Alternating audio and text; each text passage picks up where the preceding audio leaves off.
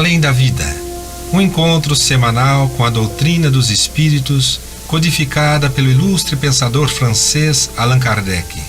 Um momento de meditação, um momento de reflexão, um momento de luz. Além da Vida, uma mensagem de esperança para um novo amanhecer. Todos os domingos, às 8h30 da manhã, aqui, na Rádio Londrina.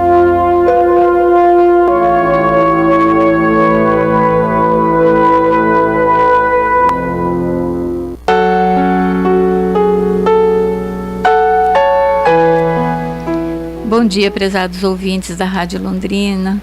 Mais uma vez aqui para falar um pouquinho com vocês a respeito do Evangelho de Jesus, da doutrina espírita, rogando sempre a espiritualidade amiga que nos envolva, nos abençoe, nos dando sempre a serenidade, o equilíbrio, né, para que a gente possa passar com clareza as informações dessa manhã.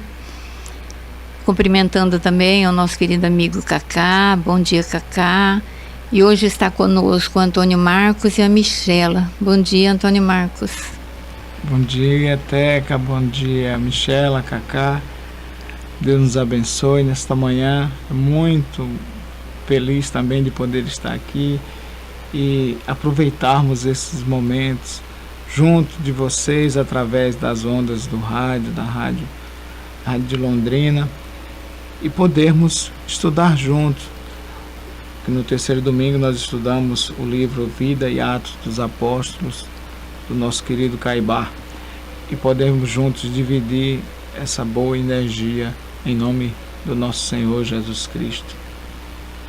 Bom dia, Michela. Bom dia a todos, que o domingo seja abençoado e que Deus esteja conosco hoje para tocar nossos corações, né? E a gente compreender um pouquinho mais do seu Evangelho.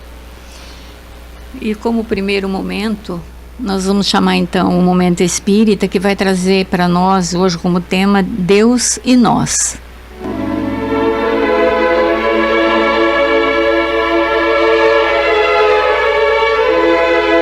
Quando o mundo geme atormentado, é como um soluço que escapa de nosso peito e busca o Pai Celeste.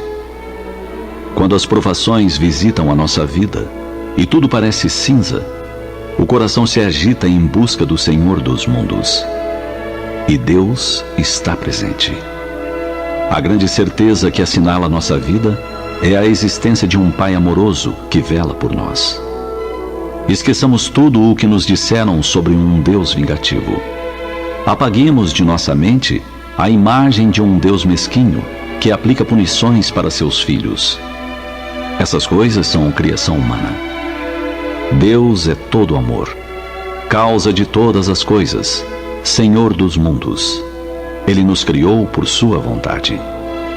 Deu-nos a preciosa vida, plantou em nós as sementes dos sentimentos, deixou florescer inteligência, livre-arbítrio e sorrisos. Ao longo dos milênios, esse divino amor nos segue. Acompanha nossa trajetória, testemunha nossos erros e acertos.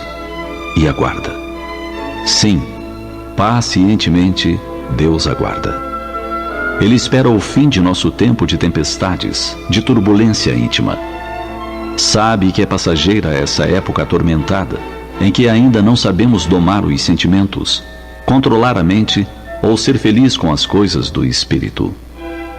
Ele sabe que estamos em plena era de descobertas. É paciente com esses filhos que agem como crianças tolas, embora sejam homens maduros. Sim, Deus está ao nosso lado. Para ver os sinais dessa presença grandiosa, basta aprender a ler o grande livro da natureza. Cada estrela que reluz no céu é um recado do Pai Celeste. O brilho dos sóis nas galáxias distantes nos fala da magnífica criação além da Terra e nos transmite a mensagem silenciosa. Mesmo no breu das noites escuras, há luzes de esperança. Deus está vivo nas flores que criou para enfeitar jardins e campos. Girassóis, lírios, rosas e margaridas traduzem o carinho divino por todos nós. Se Deus os veste tão ricamente, muito mais faz por nós. Cantoria de passarinhos, brisa que agita os cabelos, o espetáculo do mar que brilha ao sol. Tudo isso é Deus sussurrando mensagens de beleza e harmonia aos nossos ouvidos cansados, como um hino de esperança.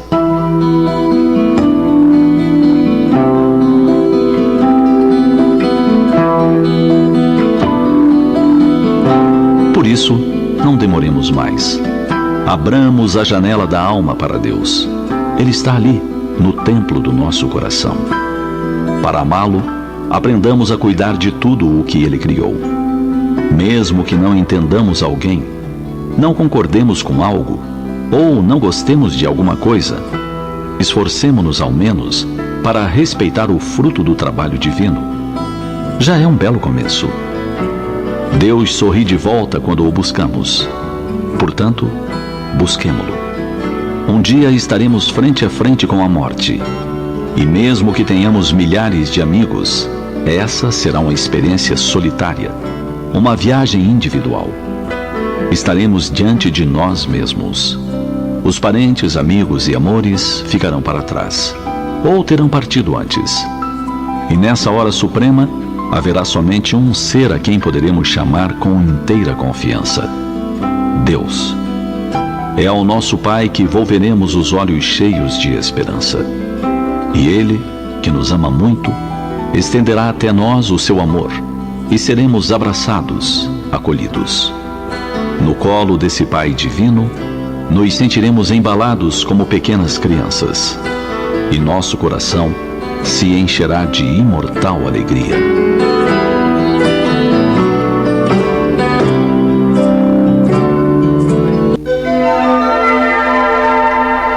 Os textos do Momento Espírita estão à sua disposição na internet. É só acessar momento.com.br. Mais informações, ligue 41 3223 6174, Curitiba, Paraná.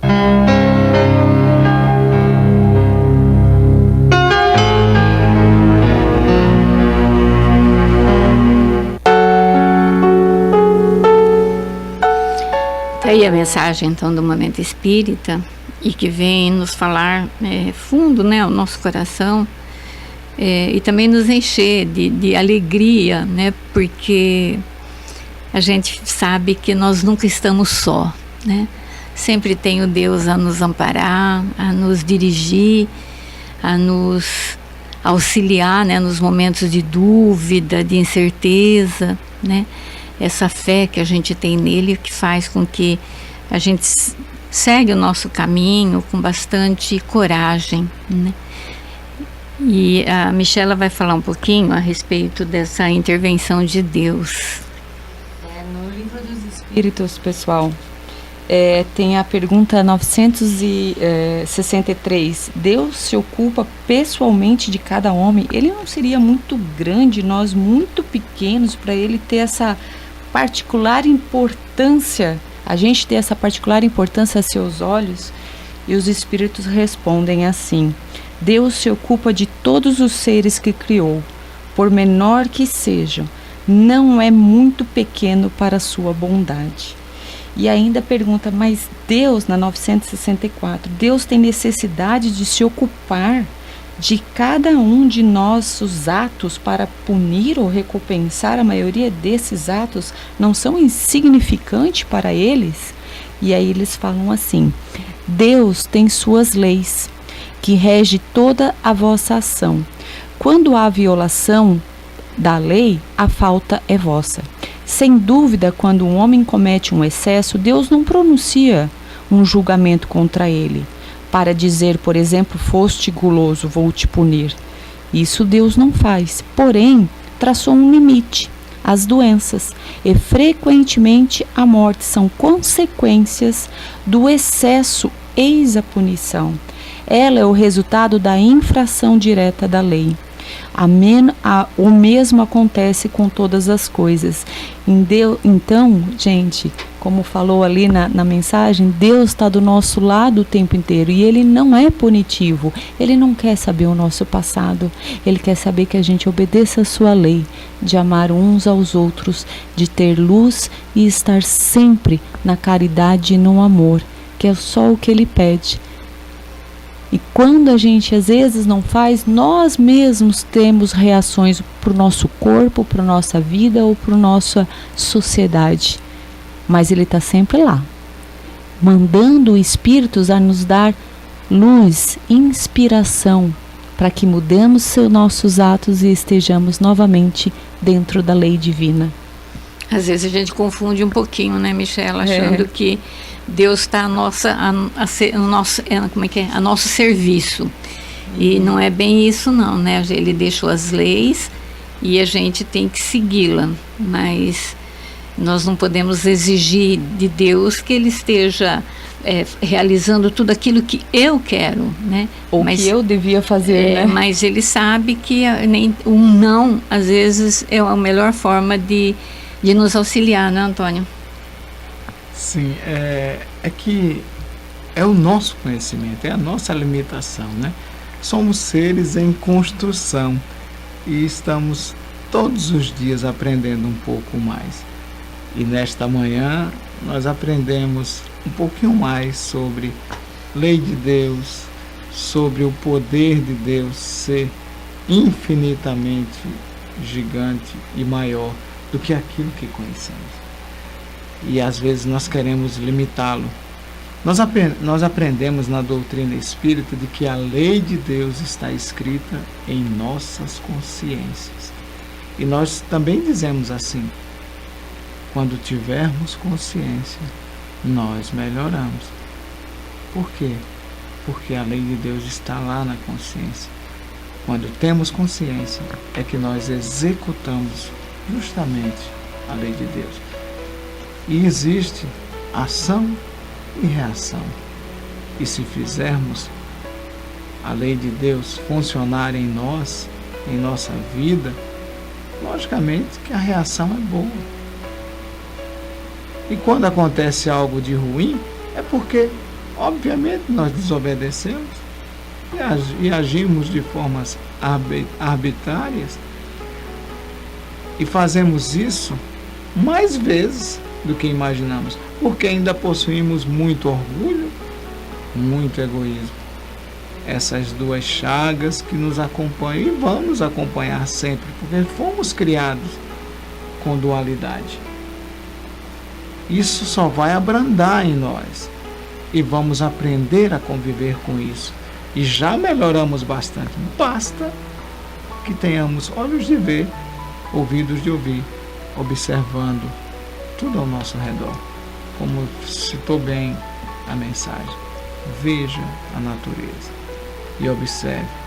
E seja você um divulgador do bem maior, do amor de Deus.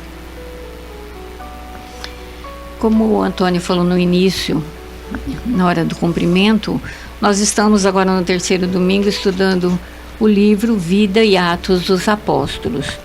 E hoje, então, a gente vai falar um pouquinho sobre o capítulo que diz: Pedro ressuscita a Dorcas.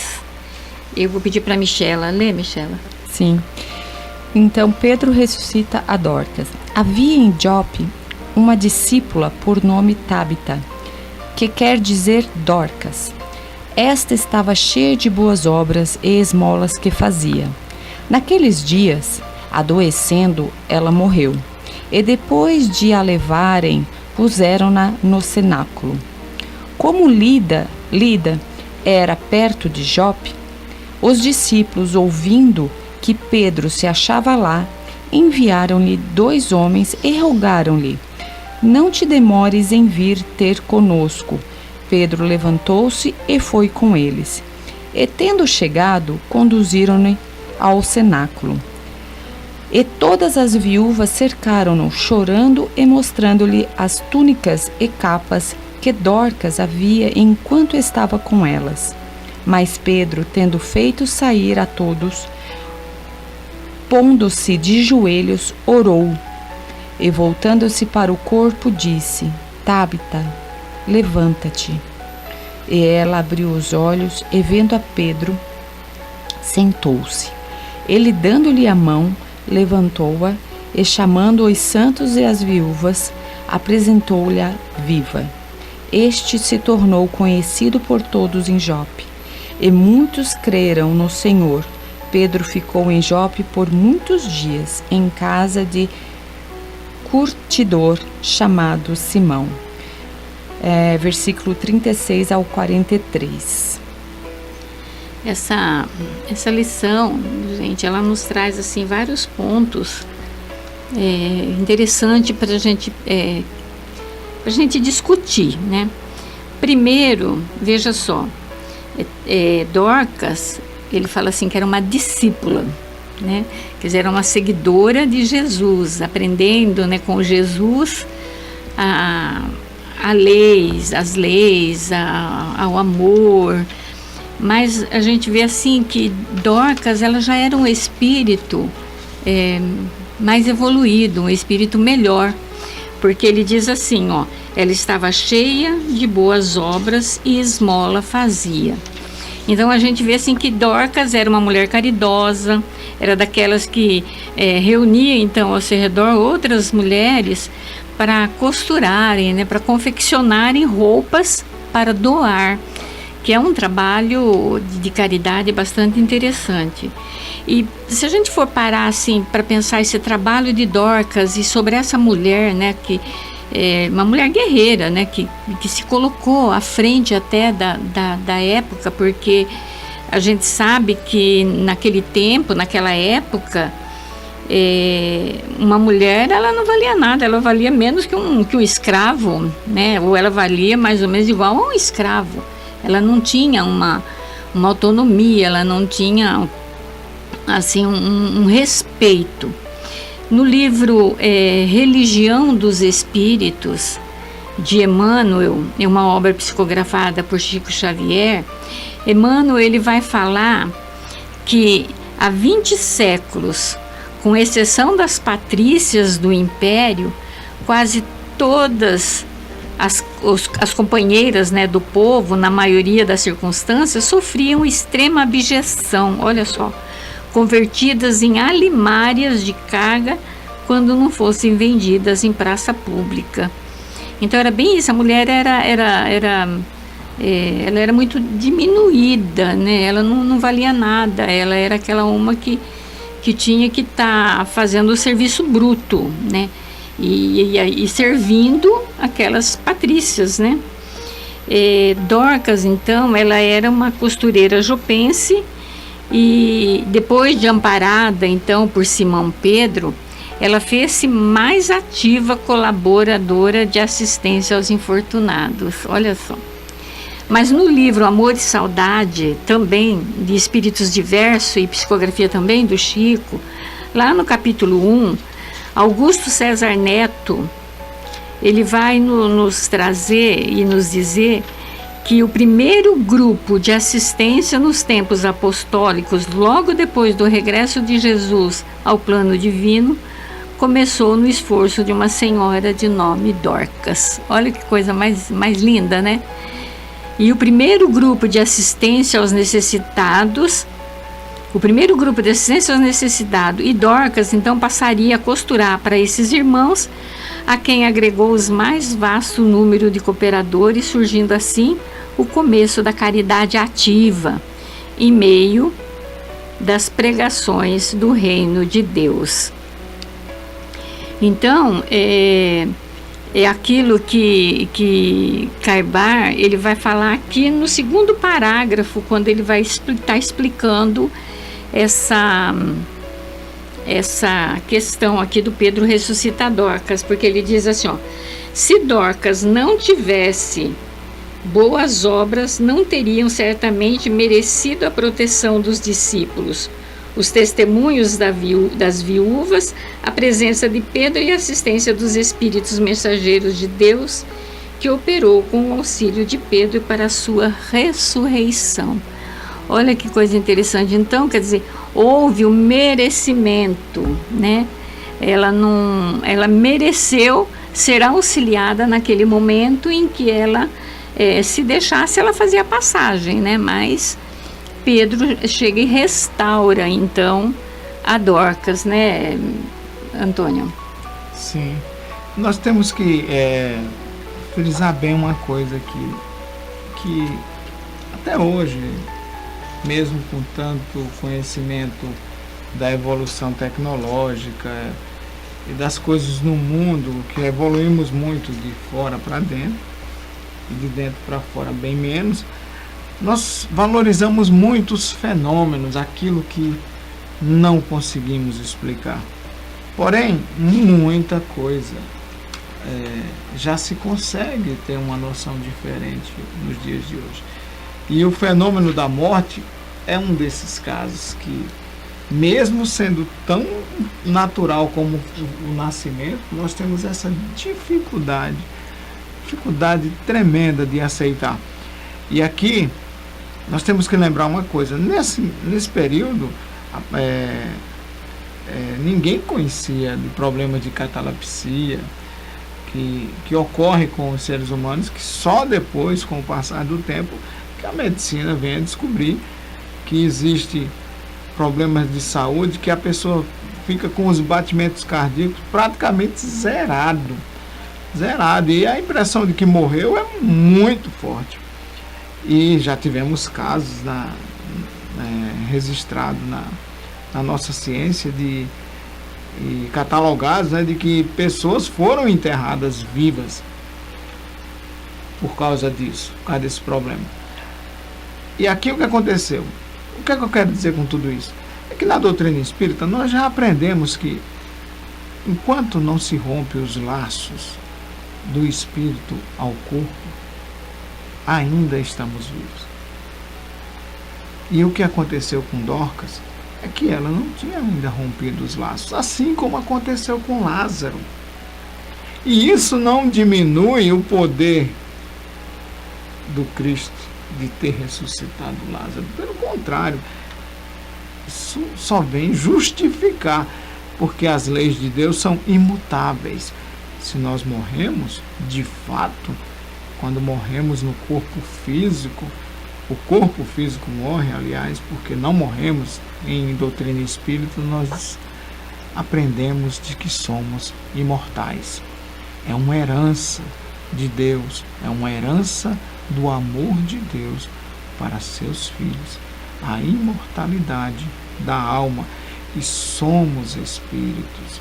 E Dorcas ainda estava ligada aos seus laços. Mas o importante aqui é que nós destaquemos isso que Teresinha já disse para nós, que está lá sendo frisado pelo nosso patrono, o Sr. Schutter, quando ele diz assim que as boas obras de Dorcas certamente teriam feito com que os discípulos Pedro e os bons espíritos e o próprio Cristo vira ao socorro e ao auxílio, intervindo naquele momento de oração, de concentração de Simão Pedro, em que ele cai de joelhos e firmemente, com sua energia, ele faz a prece e recorre e pede a ela: Dorcas, dá a mão a ela e diz: levanta-te. E essa energia, sendo ainda ela viva no corpo de Dorcas, faz com que esses laços tenham aquele choque e ela abra os olhos e se levanta. É assim que acontece essa ressuscitação. É como acontece também nos dias de hoje, quando alguém é ressuscitado quando está com os batimentos cardíacos quase zerados. É dessa maneira. Antônio, e você comentando ali sobre as situações clínicas, né, que a pessoa não está morta, mas olha que interessante, se a pessoa não é merecedora, né? Muitos, inclusive, foram enterrados vivos e acabaram falecendo no próprio túmulo, vamos dizer assim, porque não receberam o socorro, asfixiado. Então, assim, o socorro, por isso que ele disse, o Antônio falou, né? Isso não diminui em nada a obra, porque o socorro, ele veio preciso, porque aquela pessoa era merecedora. E olha que interessante, tudo que você vê lá no Evangelho, principalmente depois do capítulo 8, né, que são os bem-aventurados, os puros de corações, aqueles que são brandos e pacíficos, os misericordiosos, amar o próximo, amar o vosso inimigo, honrai o pai e a mãe, fora da caridade não há salvação. É toda uma explicação da mudança necessária ao nosso espírito para que a gente possa ser esse merecedor, para que a gente possa estar cada vez mais ligado a Deus e nas suas leis. Porque quando a gente está ligado nessa lei, nós somos merecedores. Porque a gente tem o amor puro no coração, o ajudar sem querer nada em troca, né? O ajudar sem... E por isso nós falamos lá também que muitos serão escolhidos, né?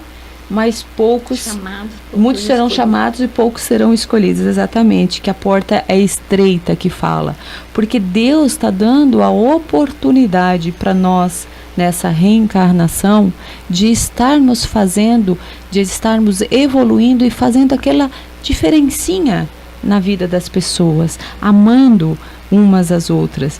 Então, Jesus nos ensina, através dessa parábola, que também está lá no Evangelho, que é a parábola do festim de núpcias, é no capítulo 8, muitos os chamados e poucos escolhidos. Ele vai explicar lá naquela parábola o que quer dizer aquela palavra de cada uma. Cada frase daquela parábola vai ser explicado. E aí ele, no finalzinho, ele fala assim, não basta tu ser convidado, não basta levar o nome de cristão, nem se assentar à mesa para se tornar parte celeste daquele banquete. É preciso, antes de tudo, em condições expressas, estar revestindo a roupa nupcial. O que ele quis dizer com isso? É preciso você ter a pureza de coração. É preciso você praticar a lei segundo o Espírito. É preciso orar e ter fé. É preciso obedecer à lei de Deus para que possamos ser merecedores da vida futura, para que possamos ser merecedores do auxílio de Deus, daquela mão que vai nos guiar e vai nos colocar cada vez mais na linha do desenvolvimento. Mesmo a gente errando, a gente falou lá no começo, Deus jamais deixará de estar ao nosso lado e enviar bons espíritos para nos inspirar. Mas quanto mais a gente está na lei dele, mais fácil é essa compreensão e mais fácil é esse caminho, né, Teca? Sim. É interessante também, Michela, dentro do que você está falando, é quando ele fala aqui, ó, Pedro, né, ele traz Dorca à vida, né, mas não fica só nisso, ele estende a ela a mão, né, quer dizer, ele não faz e vira as costas e sai, não, ele estende ela a mão, né, dando-lhe a mão, levanta, essa é a nossa função, a levantar. E lá no livro Fonte Viva, Emmanuel também vai trazer uma mensagem bem interessante sobre esse erguer e ajudar, que está dentro disso aqui, né? E ele, dando-lhe a mão, a levantou. Então, Emmanuel diz assim que essa lição ela é muito significativa, né? Porque quando Pedro restaura então a irmã Docas à vida, o Pedro, ele não se contenta em pronunciar palavras lindas ao seu ouvido, renovando-lhe as forças. Ele dá a mão para que ela se levante. E aí, ele nos chama a atenção para uma observação. Aqui ele diz assim, olha, observamos muitos companheiros a se reerguerem para o conhecimento, para a alegria e para a virtude, banhados pela divina claridade do Mestre, e que podem levantar milhares de criaturas para a esfera superior. Mas para isso, porém, não bastará a predicação, quer dizer, a pregação, o discurso puro e simples. É necessário e é imprescindível usar nossas mãos na obra do bem, que é o que Dorca fazia, né? Ela reunia as mulheres e ela costurava essas capas, né? E tanto que as companheiras dela mostram, né, a Pedro as túnicas que ela costurava. E aí ele encerra essa explicação dizendo assim que, encontrando o nosso irmão caído na estrada, façamos o possível por despertá-lo com os recursos do verbo transformador. Mas não olvidemos que, para trazê-lo de novo à vida construtiva, será indispensável, segundo a inesquecível lição de Pedro, estender-lhe fraternalmente as nossas mãos. Achei bastante interessante essa colocação, porque muitas vezes a gente acha que a gente só precisa falar ou estudar muito e ter bastante teoria, mas a teoria tem que ser acompanhada da prática, né? A gente estuda o Evangelho, mas é necessário, como ele diz, é imprescindível, então, que nós usemos as nossas mãos.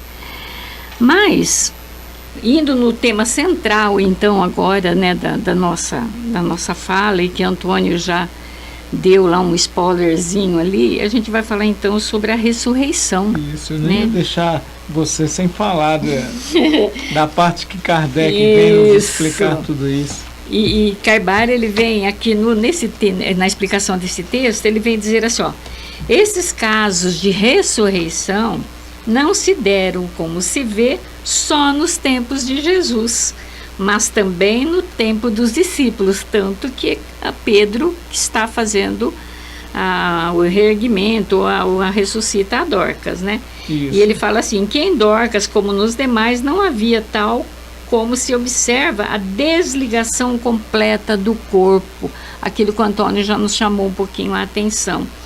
E aí, gente, essa questão, esse assunto é bastante complexo, longo, né, mas a gente vai tentar dar umas esmiuçadas aqui com a ajuda aqui dos companheiros.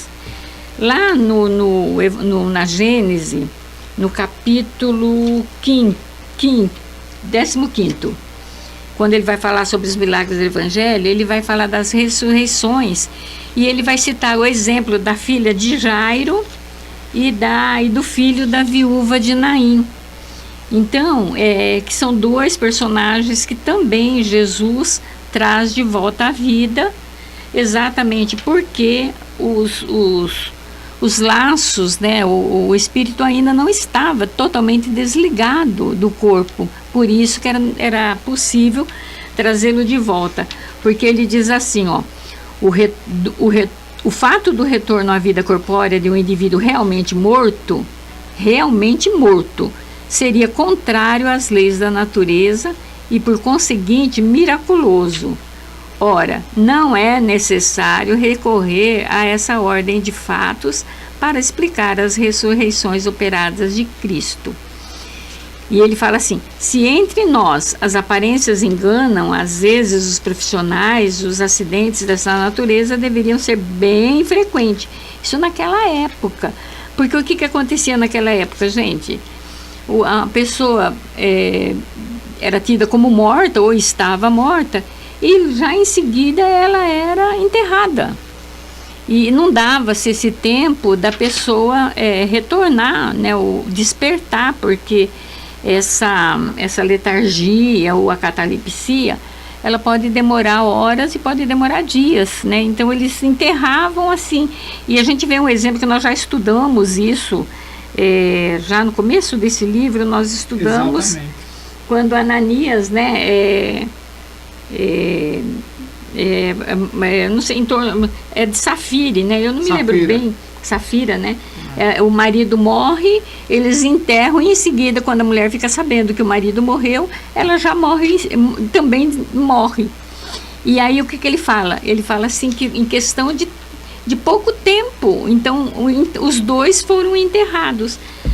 A gente vê disso, o que acontece? Que muito provavelmente foram enterrados vivos, né?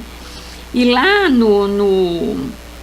e dentro mesmo da Gênese, a gente vai ver lá no capítulo 14 também, quando ele vai falar sobre catalepsia, e ressurreição.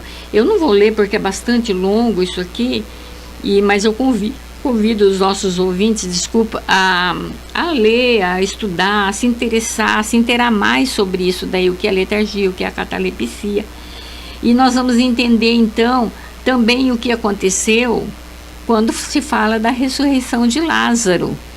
Porque lá no finalzinho, quando nós estávamos estudando outro livro de Caibar, que era Parábolas e Ensinos de Jesus, lá já no finalzinho do livro nós falamos bastante sobre a ressurreição de Lázaro. Então fica aqui também para que vocês possam ir até esse livro e consultar, né? Porque Caibar ele vai dar-se uma explicação fantástica do que se sucedeu ali naquele instante. Mas no livro dos Espíritos também a gente vai ter duas questões bastante interessantes que vêm então nos esclarecer como é que se dá isso daí, o que acontece, né? É quando ele está falando sobre a letargia e a catalepsia, na questão 423 e na questão 424. Eu vou ler e o Antônio vai dar umas explicaçãozinhas para a gente. Na letargia, o espírito pode se separar inteiramente do corpo de maneira a dar-lhes toda a aparência de morte e voltar em seguida? Essa é Kardec perguntando para os espíritos. E os espíritos então respondem: na letargia, o corpo não está morto, já que há função que permanece. A vitalidade aí está em estado latente, como que na crisálida, mas não está aniquilada. Ora, o espírito está unido ao corpo, tanto que ele vive. Uma vez rompidos os laços pela morte real e a desagregação dos órgãos, a separação é completa e o espírito aí não retorna mais. Quando um homem que tem a aparência de morte retorna à vida, é porque a morte não havia se completado, não é, Antônio? Exato. De fato, a pessoa não está morta. É complexo. E isso, como foi dito até na primeira fala da Terezinha, quando Kardec, quando ela diz assim, quando ela lê, olha que Kardec fala, se havia equívocos no passado, ainda há hoje. Acontecem equívocos. Os médicos, a medicina não tem 100% de certeza de determinadas coisas, mesmo com tanta tecnologia. Às vezes há erros humanos em resultados de laboratórios, de exames, etc. Então, isso é natural. Agora, o que não é natural é que nós ainda damos muito valor aos fenômenos, como querendo dar um resultado miraculoso, milagroso, como se Deus estivesse rompendo com suas leis. Nós precisamos entender que a lei de Deus é imutável, ela é perfeita, não há erros, já está perfeita. Nós precisamos compreender isso. Deus é amor, como disse na mensagem do Momento Espírita. Acreditemos nisso, mas nós muitas das vezes não temos fé que seja do tamanho de um grão de mostarda e temos dúvida. Isso não quer dizer que não devamos ter dúvida nas coisas, mas há coisas como o amor de Deus. Não tenho que duvidar do amor de Deus. Não há como duvidar do amor de Deus. Eu duvido, sim, da capacidade nossa de entendimento. Aí eu duvido. Eu duvido do meu entendimento, eu duvido da minha capacidade de compreensão de todas as coisas. Aí eu duvido, porque eu não a possuo e nenhum homem possui a compreensão de todas as coisas. Isso, como eu falei antes, não diminui o poder do Cristo, de estar lá escrito, Cristo ressuscitou Lázaro, mas observemos, não houve rompimento com a lei de Deus. Lázaro não estava definitivamente morto, havia vitalidade em seu corpo, existia laços espirituais ainda ligados. Isso, os aparelhos, se tivesse nos dias de hoje, os aparelhos não teriam captado isso. Aparelhos que nós possuímos não teriam captado. Os batimentos cardíacos ficam quase zerados, é imperceptível. Ainda não temos essa tecnologia. E há esses erros, infelizmente. Por isso que hoje em dia se aumentou o tempo quando alguém tem um problema desse de catalepsia ou de letargia, para poder haver o sepultamento da pessoa.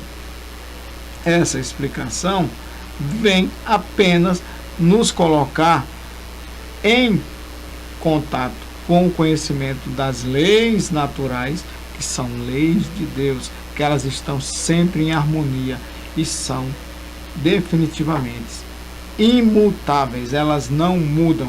Nós é que precisamos mudar e melhorar todos os dias, aprendendo com o amor de Deus. Não é isso, Michela? Sabe que você estava falando, eu estava me lembrando da passagem de Jesus com Nicodemos, que ele fala no final, né? Poxa, eu não consigo te explicar. Se tu não consegue entender nem as coisas da terra, como é que eu vou explicar as coisas celestiais, né? Então, a nossa, é como tu disse lá no começo, e a Teca também depois reafirmou, né? Que a gente comete enganos. E que a gente não compreende. Muitos ainda colocam Deus, quando imagina em Deus, imagina uma pessoa. Um homem, alguém, um ser, um homem que vai lá e diz, esse nasce, esse faz isso, esse faz aquilo. Quer dizer, a gente coloca Deus à nossa imagem e semelhança, e não o contrário. Nós é que fazemos ainda com pouco entendimento. A gente não é capaz ainda de compreender essa natureza. E aos poucos a gente está começando a evoluir. E aí o que o Antônio falou, o corpo não tinha falecido. Existe aí uma ligação entre o espírito e o corpo material que não tinha sido interrompido. E por isso ele pôde retornar. Agora, se tivesse sido interrompido, como a Teca falou, não teria retorno. Seria contra a lei da natureza, do próprio Deus. Então, essa compreensão, muitas vezes, ainda nos falta. E o Antônio falou uma coisa muito interessante. Ele falou que é lógico que a gente tem que raciocinar. E lá no Evangelho a gente vai falar da fé. A fé raciocinada. A fé tem que ser raciocinada, porque quando ela é totalmente cega, é como se fosse um barco à deriva. Tu não sabe nem para que lado você está indo. Você vai de acordo com, sabe aquelas birutas de porco, de posto? O sabor do o vento está para cá, eu viro para lá. O vento está para lá, eu viro para o outro lado. Então, quando a gente tem a fé raciocinada, a gente tem a compreensão. A gente começa a evoluir e entender essas situações. E compreender, e não, como o Antônio falou, não é menos miraculoso, não é menos extraordinário, porque milagre em si, milagre seria assim, eu estou contra a natureza e aquilo lá aconteceu. Então ele não existe em si. A gente precisa raciocinar, mas nem isso não é menos, como é que a gente fala? Não deixa de ser menos extraordinário Deus na nossa vida. Quando a gente começa a compreender tudo isso, é onde entra a fé raciocinada. Porque eu tenho aquela certeza no fundo do coração de que Deus está conosco. E aí, no Livro dos Espíritos, gente, na questão 959, de onde vem o homem o sentimento instintivo da vida futura de Deus, né? Da onde que vem isso? E eles respondem: já dissemos, antes da sua encarnação, o espírito conhecia todas essas coisas. E a alma guarda uma vaga lembrança do que sabia e do que viu em seu estado espiritual. Então, quando o espírito retorna à carne, que é ligado a esse espírito, a um novo corpo, que é a reencarnação, ele está ligando esse espírito novamente a um novo corpo, a gente traz aquilo instintivo sobre Deus, sobre vida futura, sobre espírito, por mais independente da religião, no fundo da nossa alma a gente tem. E aí ainda nessas questões aqui desse livro dos Espíritos, ele fala, por que existe descrentes na 962? Por que existe descrente, uma vez que a alma traz no homem esse sentimento da espiritualidade? E ele responde assim, existe menos do que você acredita. Muitos se fazem espíritos fortes durante a vida por puro orgulho, mas no momento da morte não passam de fanfarrões, ou seja, no momento da morte é onde que a gente fala, né? Começa a lembrar de Deus, começa a chamar Jesus, começa a pensar na vida futura, porque neste momento volta novamente essa lembrança, esse instinto que a gente já traz de conhecimento, porque nós somos espíritos eternos, né, Teca? Sim. Michela, lê também, já que você está animada aí, lê a questão 424. Na questão 424, também do Livro dos Espíritos, fala assim: pode-se, por meio de cuidados dado, o tempo reatar os laços prestes a se romper e a tornar a vida um ser que, por falta de socorro, estaria definitivamente morto? Olha que interessante a pergunta. Lembra que a gente falou que sobre a catalepsia, mas que aquela pessoa era merecedora e teve o concorro do auxílio? Olha essa pergunta aí passando, gente. A letargia e a catalepsia têm o mesmo princípio. A resposta é sim, sem dúvida.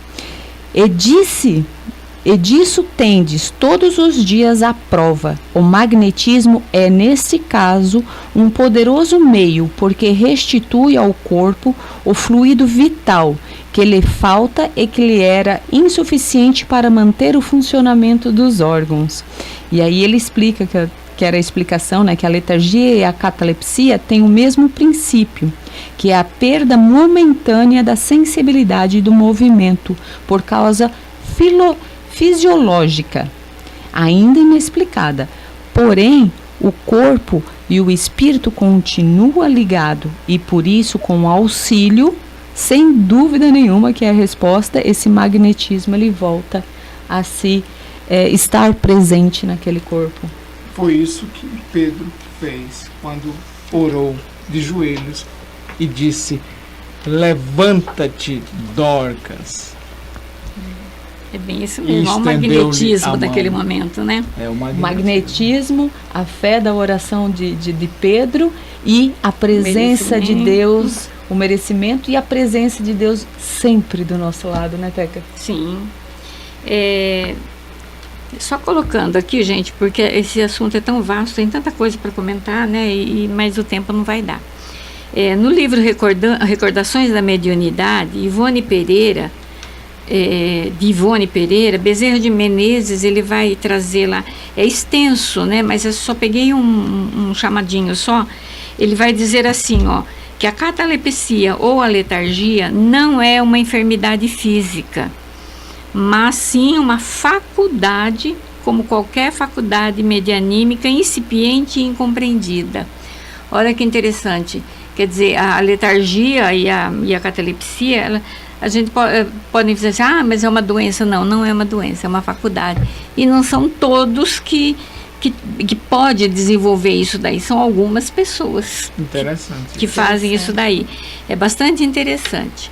Gente, mas nós vamos nos despedindo agora e depois vamos passar então para o Zé Antônio. Que vocês tenham todos, né, um domingo de muita paz, de muita luz, uma semana também bastante produtiva, pedindo sempre a Jesus, aos espíritos amigos, né, o nosso anjo guardião, para que nos inspire sempre pensamentos de amor, pensamentos no bem, para que dessa forma, então, nós possamos viver em harmonia. Antônio? Muito obrigado, que Deus nos abençoe, um bom domingo a todos, muita paz. E que o amor de Cristo, né, gente, irradie conosco todos os dias, né, trazendo essa luz de amar e servir, para constituir então esse caminho nosso para a vida futura. Nós vamos passar então agora para um momento de reflexão do Dr. José Antônio, quando ele vai falar para nós sobre ação e reação no bem. Olá, amigos do Reflexão Espírita. Fim de ano, época de festas, natalícias, passagem de ano. E eu me recordo que sempre, nos finais de ano, Chico Xavier recebia mensagens de Maria Dolores, outros poetas, mensagens maravilhosas, quando não dava entrevistas em canais de televisão, muito particularmente a Hebe Camargo, que era uma amiga pessoal, Nair Belo, amiga de Hebe, amiga de Chico. E hoje nós gostaríamos de abordar a flâmula máxima do Espiritismo, que é fora da caridade não há salvação. Allan Kardec escolheu esse tema como tema principal da doutrina espírita. E nós vamos utilizar esse tema, aproveitando o momento da vida de Chico e uma frase de seu guia espiritual Emmanuel, quando Emmanuel, através de Chico, escreve, isso está exarado no livro Vinha de Luz, a frase tão interessante, onde ele vincula a caridade à lei de causa e de efeito. O bem que fizeres em qualquer parte será teu advogado em toda parte. Olha que frase linda de Emmanuel. E ele está vinculando a lei de causa e efeito, porque ele está dizendo que tudo bem que nós fizermos sempre trará de volta para nós um retorno daquele benefício que nós praticamos. E Chico, numa entrevista a Hebe Camargo, que está registrada no livro Jesus em Nós, um livro editado pela GEM, Grupo de Estudos Emmanuel, de São Bernardo do Campo, ele é convencido pela Nair Belo a falar sobre Jesus, no sentido de que dá a importância da palavra do nome Jesus. E Chico então se recorda de uma história muito marcante, onde ele conta a ação da caridade e a reação da caridade. Ele diz, ele vivia em Pedro Leopoldo até 1959, em janeiro de 1959 ele se muda para Uberaba. De 1953 a 1959, ele por 6 anos, ele e seu grupo faziam a peregrinação, onde iam às casas das famílias carentes ou de enfermos, levava a mensagem do Evangelho, a fluidoterapia, um bolo, um pãozinho, uma palavra fraterna, a amizade, a alegria. E até que um dia uma senhora, Dona Laura, chama Chico e pede que ele vá visitar a sua irmã que está de cama há algum tempo, com uma hemiplegia e com a perda das condições de falar, a perda da voz. Então ela tinha metade do corpo paralisado e não falava. E Chico e os amigos passaram todos os sábados à tarde a visitar aquela mulher, aquela jovem mulher chamada Valéria, que eles passaram a amá-la pela resignação, pela bondade, pela alegria, embora o silêncio, por ela não professar palavras nenhuma, não poder dizer palavra alguma. E Chico gostava muito de Valéria. E um dia, Valéria adoece muito gravemente de uma pneumonia. Era uma gripe que se complicou. Ela foi muito bem tratada, mas foi enfraquecendo, a febre não cedia. E Chico passou com o seu grupo a fazer visitas diárias a Valéria. E quando percebeu que seu quadro era muito grave, ele começou a falar para Valéria: Valéria, fale a palavra Jesus, Valéria. Jesus é uma pessoa que tem um poder infinito de cura, uma compaixão imensa, uma bondade imensa. Fala a Jesus, Valéria, ele vai te curar.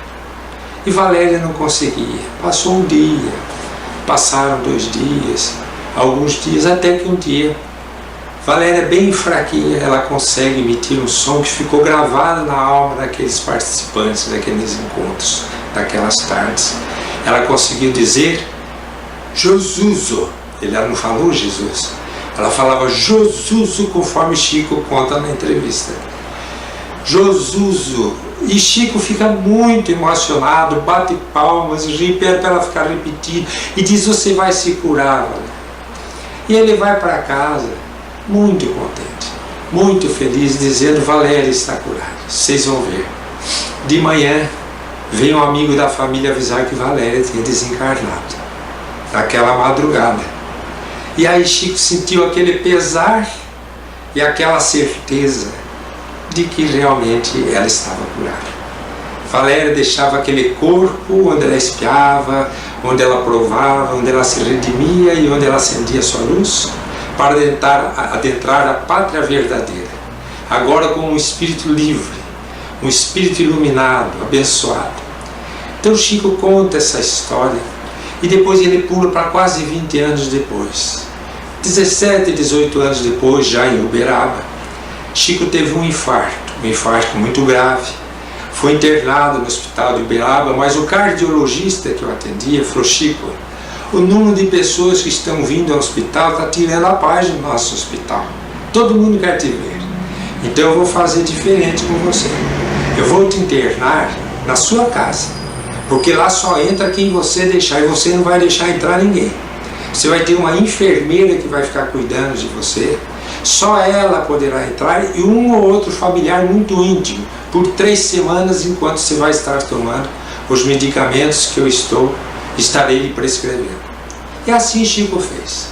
Foi para casa, ficou na cama, contrataram uma senhora chamada Dinorá, e ele pediu a essa senhora, muito dedicada, muito amorosa, pediu a ela que deixasse uma cadeira sempre vazia ao lado da cama. E disse assim para ela: olha, dona Dinorá, a senhora não estranhe. Se a senhora me vir falando sozinha, eu não estou falando sozinho. Eu recebo visitas do mundo espiritual. Então eles vêm, sentam e eu fico conversando. Daí ela fala: ah, não, seu Chico, eu compreendo, eu conheço já a história do senhor, pode ficar tranquilo.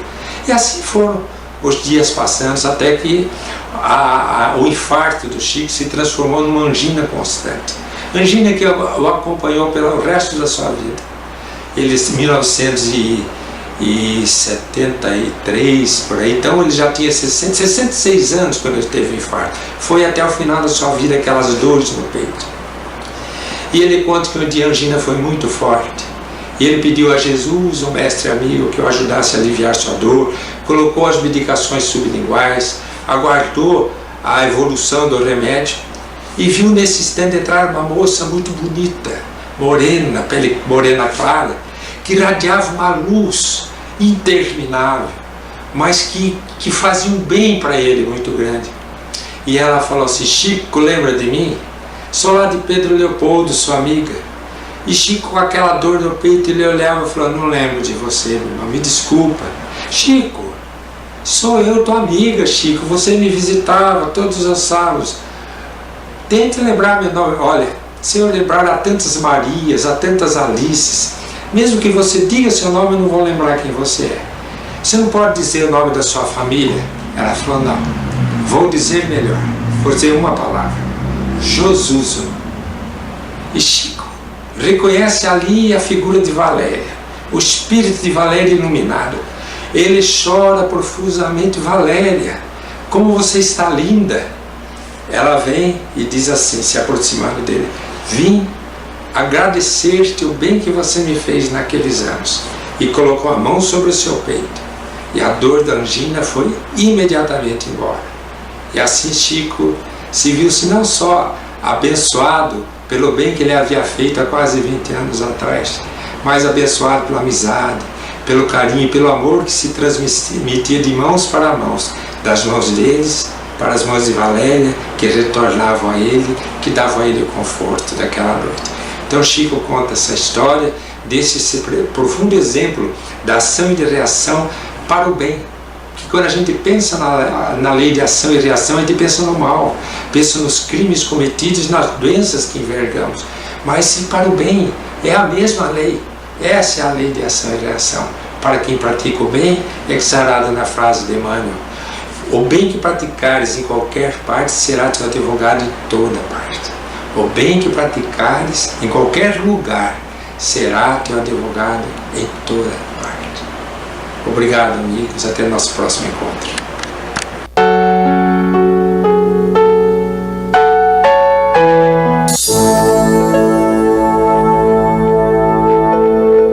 Além da vida, Um encontro semanal com a doutrina dos espíritos, codificada pelo ilustre pensador francês Allan Kardec.